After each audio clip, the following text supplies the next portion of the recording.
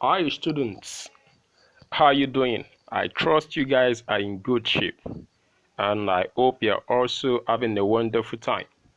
However, I would like to make your time more interesting by taking you through a series of topics in economics. And today we are going to be introducing ourselves to distributive trade. Now, when we talk about distributive trade, you must have learned something about production before now. And production is said to be the transformation of raw materials into finished goods and the passage of these finished goods to the final consumer. It does mean that after production, before production can be said to have been completed, the goods must have gotten to the final consumer. Then we need to ask ourselves, how will these goods get to the final consumer? And that is what brings about what we call distributive trade. So this very day, you are going to be joining me in this topic, and we are going to be having a wonderful time. And I hope you are prepared for me. Now, when we talk about distributive trade is the process by which the goods that have been produced gets to the final consumer. That is, it includes all channels that makes it possible for the goods that are produced by the producer to get to the final consumer. And you are going to see the definition right here. It says it is a process of getting goods from the producer to the final consumer. And this is what we refer to as what? As distributive trade. Now, when we talk about this, the goods needs to pass through some channels.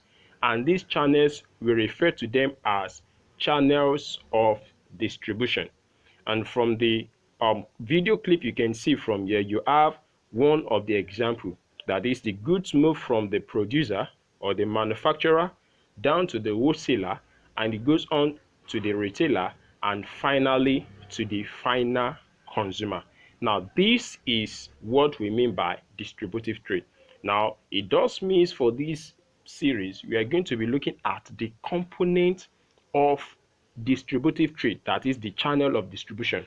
What are the components? What are their functions?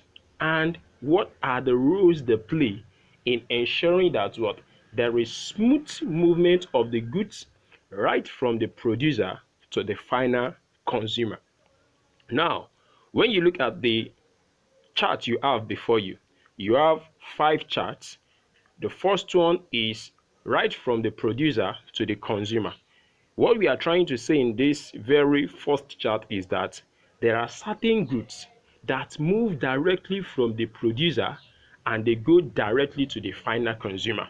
That is, they don't need the activities of the wholesaler or the retailer to move the goods to the final consumer. Also, we have the other chart. The other chart looks at the goods moving from the producer and on to the retailer, then it gets finally to the consumer. Then the third chart, we are looking at a channel that involves the producer, the wholesaler, the retailer, as well as the consumer. Then the other channel we have goods moving from the producer to the distributor to the retailer down to the final consumer. Then lastly, you have the goods moving from the producer to the agent or broker. Then we have it moving to the wholesaler, then to the retailer, and down to the final consumer. Now, all the charts that are being shown in this place are the different charts that you can have in distributive trade. Then you can also have another example for you to see in this very clip as well. So what we are just trying to make you understand is that there are certain goods, different goods go through different channels. There is no one particular channel for a commodity, and we are going to be looking at the activities of each of the agents in the channel of the distribution. Now we are going to pick the first example to be the wholesaler. Now let us talk about the wholesaler in few minutes. Who is the wholesaler? Now, from the name O means the sum of something. That is someone who gets something in a larger quantity. Now, from our definition for this very class, a wholesaler is a trader that buy goods in large quantity from the producer and sells in bits or in smaller quantity rather to the retailer. I will come again. A wholesaler is a merchant trader that buy goods in large quantity from the producer and sells it in smaller quantity to the to the retailer. Yeah. Now you can see the definition in the diagram before your face this very day. Now let us go on. What are the functions of this very person or a trader that they call the wholesaler? The number one function, right from the definition, is that he buys in large quantity and sells in smaller quantity. So we can call this very function bulk breaking. Are we together? Bulk breaking is that very function. Bulk breaking is one of the most essential function of a wholesaler. How is it so essential? Because it ensures that the goods get to the retailer in smaller quantity as it is needed by them. Then also the wholesaler finances the producer. A wholesaler finances the producer. How does this happen? Wholesaler are most time businessmen that are very rich, and they can go as far as giving some loans to the producer in order to ensure that the goods are produced, and this can easily be offset as time goes on between the producer and the wholesaler. Then he also finances the retailer at the same time. A wholesaler sells goods to the retailer on credit with the promise that the retailer is going to pay back in the future. Then he also makes the price of the goods to be stable. Definitely, there are certain times that there will be fluctuation in the prices of goods and services. So the wholesaler ensures that it is stable by providing what we call a warehousing facility. And that will lead us to the next function of the wholesaler. A wholesaler provides storage and warehousing facility. That is, they buy the goods from the producer, they store it until those goods are needed by the retailers. Those are the functions. Then you can also still have it here. Sometimes they also carry out what we call selling and promotion function. What does this mean?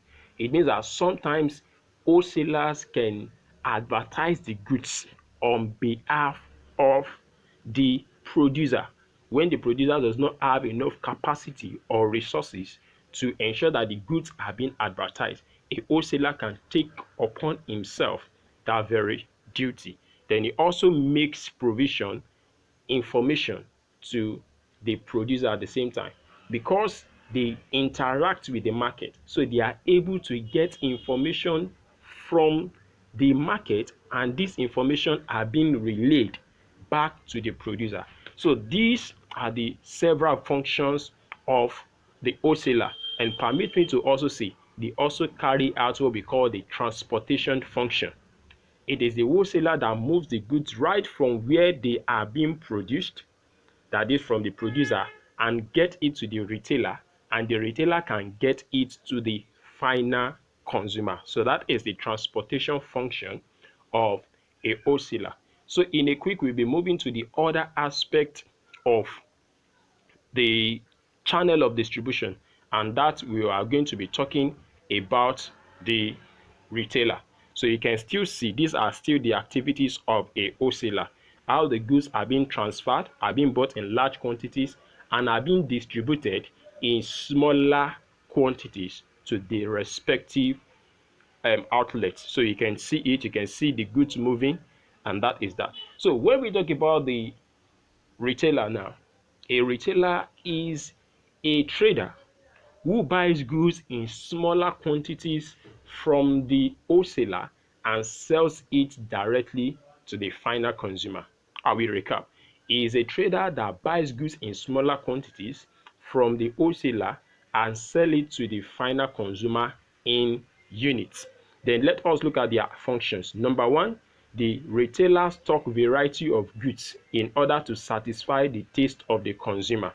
You have them close by you, the supermarkets, the superstores, the kiosks, and those ones that are around you. You can see they have different types of goods in their shop just to give to you. Then number two, it brings the goods close to the consumer. So it means that a retailer also save the consumer the stress of going far to get the goods, because the goods are made available just at his doorstep. You have the examples of the abokis in your area, those ones that operate in shops. So they save you the stress of going far. Number three, he assists the producer and the wholesaler in promoting lesser known goods. There are goods that you don't know that they exist. So the wholesaler will bring them close to you just to for you to know that these goods are in existence. Also, he provide after sales services. What are the after sales services? After sales services are services that are rendered to the consumer after he has bought the goods. Example could be they can provide you on manuals or ways on how to use the goods. They can also provide you with some servicing. Probably you don't know how to operate a machine and you need an help. So the retailer will assist you in this. Then also it finances the consumer by selling goods on credit. Is that taken? It can also sell goods on credit. You can see it from here. They make arrangement for loans. You can buy from a retailer that is close to you and promise him to pay at in the nearest future. So these are the features of a retailer. Then a retailer can also offer you what we call free home delivery. This is one of the packages that they normally give to their customers in order to ensure continuous patronage. So all these are the features of a, a retailer. Rather, they are the features of a retailer. Permit me to tell you that we have two different categories of retailers. We have the large scale retailers and we have the small scale retailers. Example of large scale retailers are the ShopRite. The supermarket and the store you have around you are examples of large scale retailers. Then small scale retailers are those ones that are just in their kiosk or in their shops.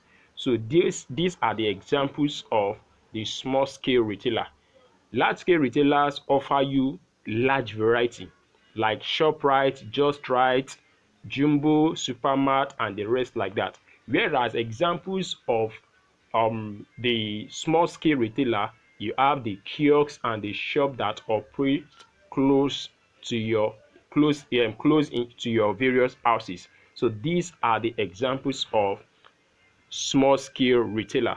So over the time we have been able to introduce ourselves to the topic distributive trade. We have looked at the agents of distributive trade.